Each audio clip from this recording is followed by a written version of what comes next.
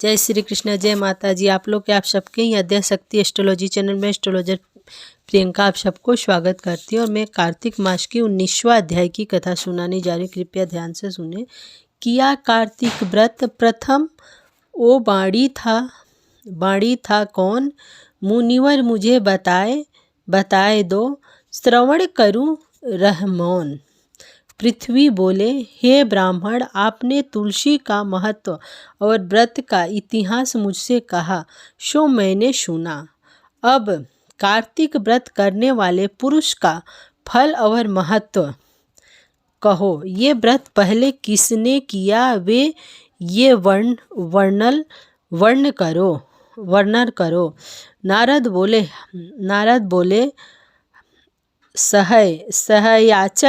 सहयाचल पर्वत पर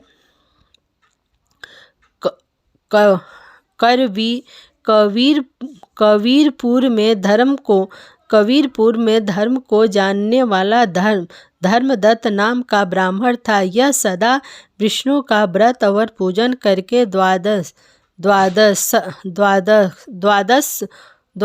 अक्षर मंत्र जपा करता और अतिथि सत्कार करता था। एक समय कार्तिक मास में एक पहर रात्रि रहने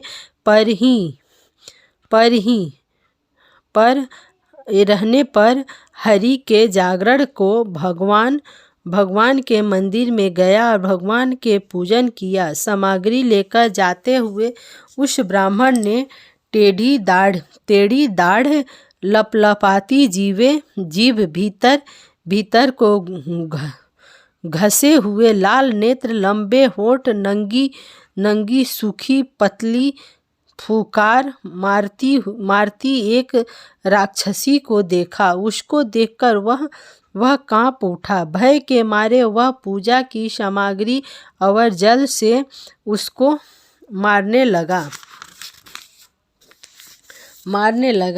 भगवान का स्मरण करते हुए तुलसी के जल से जो उसको मारा सो उसके पाप नष्ट हो गए। वह ब्राह्मण को दंडवत कर बोली, मैं पूर्व कर्म फल से इस दशा को प्राप्त हुई हूँ।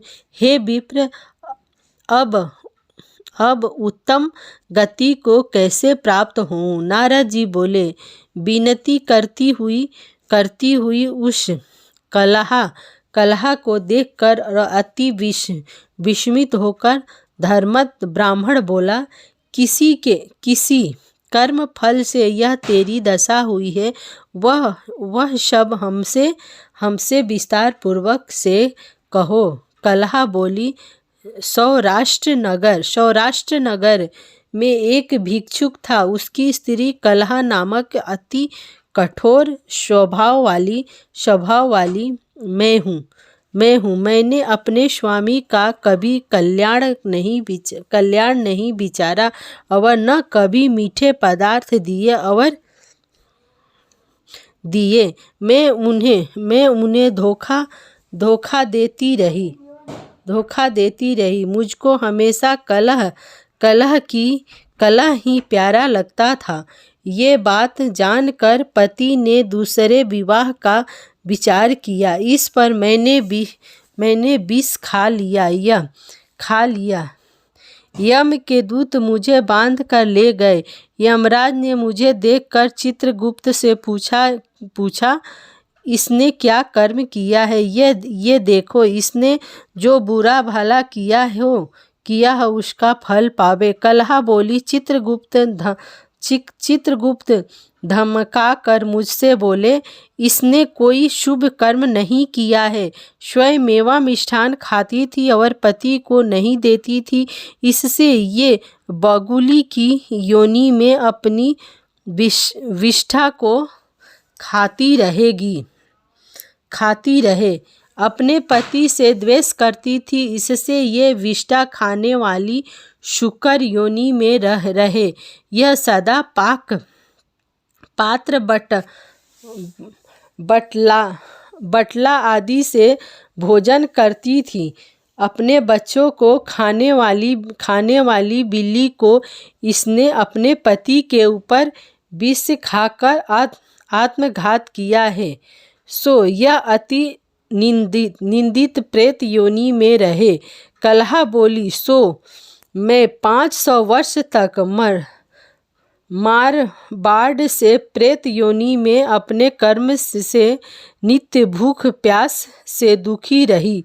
भूख प्यास से पीड़ित वैश्यों के हृदय में प्रविष्ट होकर मैं दक्षिण दिशा में कृष्ण और त्रिवेणी नदियों के संगम पर आई। जब मैंने नदी के तीर पर पहुंची तब उनके शरीर से शिव और विष्णु के गणों ने मुझको दूर कर दिया। फिर भूख से व्याकुल मैंने तुमको देखा। तुम्हारे हाथ में तुलसी मिला जल जब मेरे ऊपर गिरा, उससे मेरे पाप धुल गए। जितेंद्र, ऐसी कृपा करो जिससे अब तीनों प्रेत योनियों से मुक्ति पाऊं। इसी प्रकार कलहा का वचन सुनकर और उसकी गलानी को विचार कर ब्राह्मण बोले,